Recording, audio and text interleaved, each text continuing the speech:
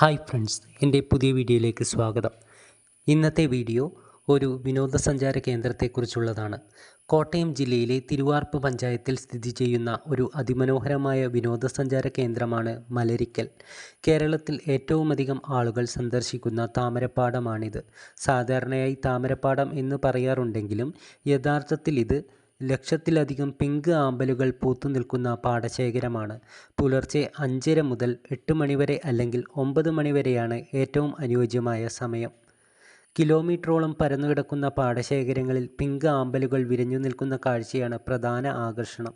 സൂര്യോദയ സമയത്താണ് ഈ കാഴ്ച ഏറ്റവും മനോഹരം. തദ്ദേശീയരായ ആളുകൾ ചെറുതോണിയിൽ ആളുകളെ ആമ്പൽപ്പാടത്തിന് നടുവിലൂടെ കൊണ്ടുപോകുന്ന സർവീസ് നടത്തുന്നു.